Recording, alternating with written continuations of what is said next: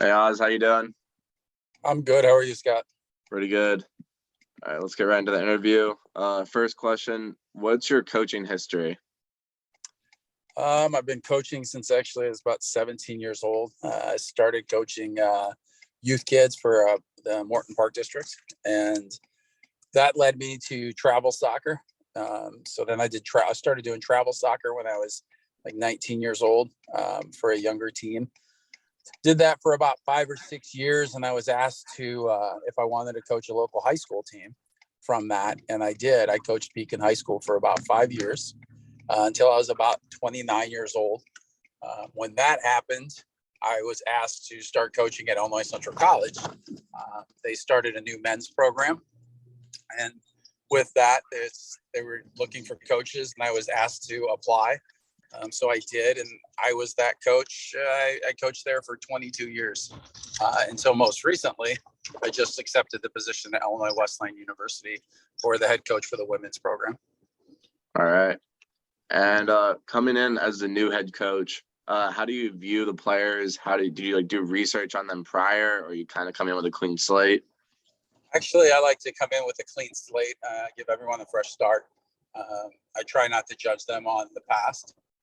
So my philosophy is everyone deserves a chance to kind of prove themselves. And so I come in and, my one-on-one meetings with all the players, I basically let them know that, there's no one's really has a starting position. We're just going to start from here, and everyone has a chance to earn it. And so far, it's been very well accepted by the players. All right. And when you came in, did you have your incoming freshman class already recruited, or did you do some more recruiting of your own? And how does that affect your plans for the first year? Okay, so when I first got the position, there was players that were already committed. And I started recruiting, and I picked up 3 more. So we're bringing in a recruiting class of about 7. I believe that, about 7 to 8 players a year would probably be ideal. I don't really want a roster size of more than 30, 32 tops. With 11 players, I think it's very difficult to manage a roster any larger than that. And it's not fair to the players that you really are going to have a tough time getting on the field with that many players on a roster. So. All right. And what are you looking for most in the players as you enter a new job and new school? And same question for when you're recruiting.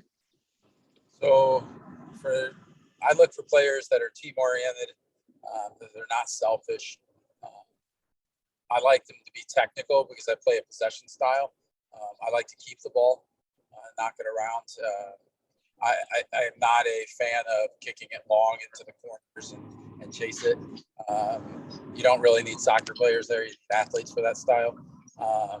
That's just not my style. I like to have very technical players that want to build up out of the back. Honestly, I don't even, my goalie will probably ask our goalie not to punt the ball a lot. We just want to roll it out of the back and possess it. And my goalie has to be technical with that, So those are the type of players that I look for, from incoming as a new coach with the players that I have.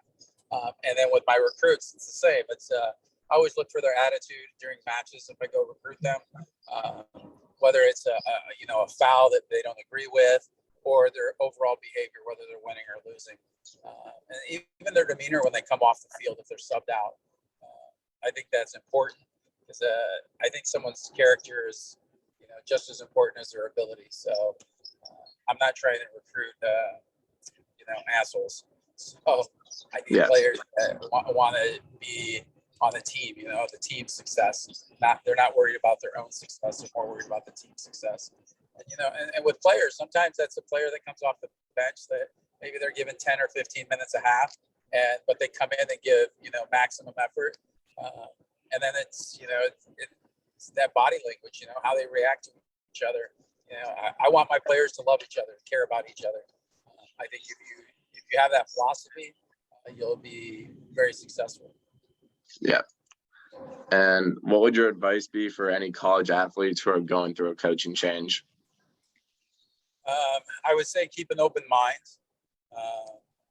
You know, a new coach is probably going to come in with new philosophies, and new style of play. Even they might not, might want to do a different lineup.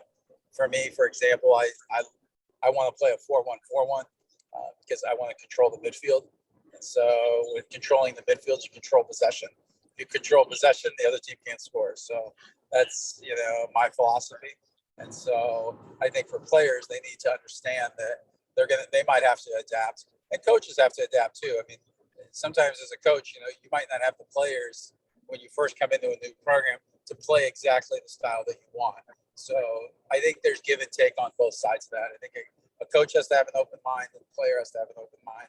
And with that said, sometimes maybe a player that didn't play a big role before comes in with a new coach, and all of a sudden it's playing a huge role. And so, and vice versa, so it's a give and take, and players have to be able to adapt to that. If they care about the team's success over their own individual success, then they'll accept that. But I think the worst thing for a team is really honestly a selfish player that only cares about themselves and their stat. That they don't work hard in the off season. It's easy to see when you're around to see someone train, but what are they doing when nobody's around? I think that's the key. All right. And I know you touched on earlier what you're looking for in recruits, but how do you personally like to recruit players? And does that change with different schools, or is it kind of the same process? It's a little different, and with different schools, it just depends. I think from my standpoint, I like the same type of player. I want a player that's very technical, that can control the ball at the first touch, and is looking to connect passes over pinging it long into the corners. And so, when I recruit players, I like to actually see them. One of the things is highlight videos that you get from players. There's never a mistake, and it's always their best things. And I think that's great to see their highlights, but on the other end, you have to see them in the match and see their behavior and see the mistakes that are made. Because I tell my players all the time, nobody plays the perfect game. Mistakes are made every game. It's how you react to those mistakes will determine what type of player you are, what type of teammate you are. So I think those are crucial in looking at recruits.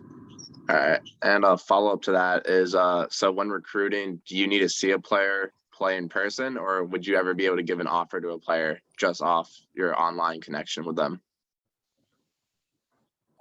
I don't think I would do it just with the online connection, just because I'd like to see a full game, not just highlights. And so for me, I don't think I'll take that back. I have offered without seeing a player, and that's usually done on a recommendation from another coach, or a former player of mine. And so that knows the standard that we look for and the level of quality of a player. And so, if it comes from a peer or a former player that's trying to send a player to my school, then I do put a lot of weight behind that, because obviously I think they want to see my success and the team's success, and they're not going to send me a player that is not going to be able to contribute. So I'll walk that back a little bit. If it's someone I don't know, just straight out of the blue, I would want to see him. But if it comes off a recommendation or a former player, then yeah, I'd give a lot of weight to that. All right. And then last question is, how would you recommend high school athletes to reach out to coaches, and when? So this is my biggest pet peeve in the United States. I think parents are undereducated on how the recruiting process works. And club soccer has taken advantage of that. And by that, I mean, there's so many elite teams now out there. They're charging premium for these kids to play a sport. Soccer, in my opinion, in this country is a rich man sport, rich person sport. You have to have money to play it. You don't see a lot of poor kids playing the sport. If you go to any ODP event, Olympic Development for the state, and you pull in the parking lot, it's Audi, Mercedes, BMW. It's all luxury cars. Where's the kid on the south side of Chicago that an Hispanic family doesn't have a lot of money, but the kid is an amazing player? We don't get to see those, and that's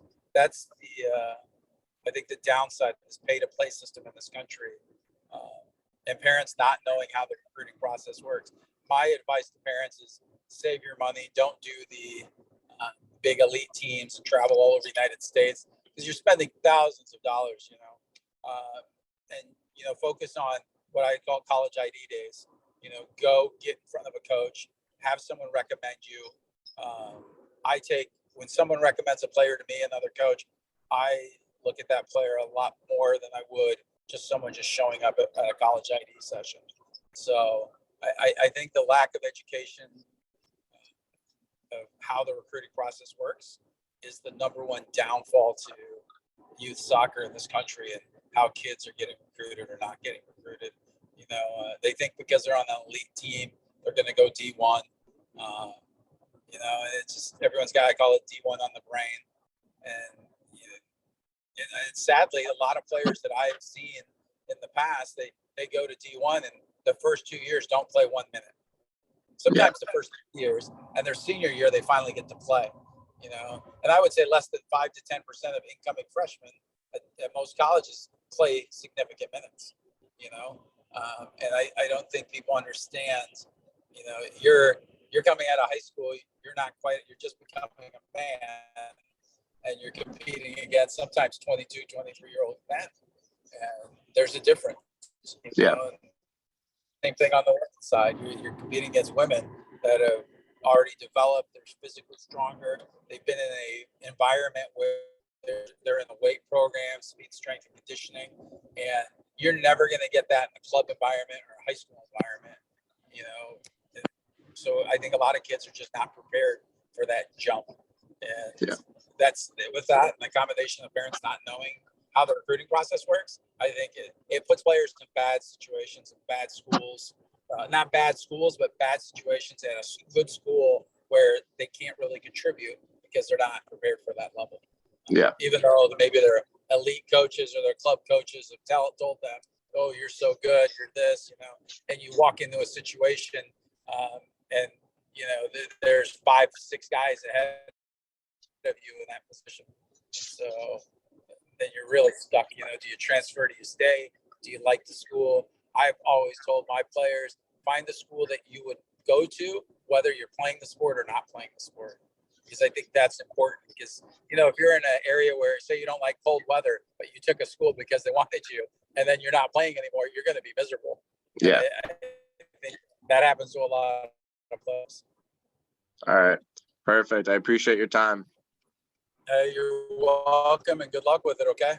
Yep. Thanks. Have a good day. Take care. Yep.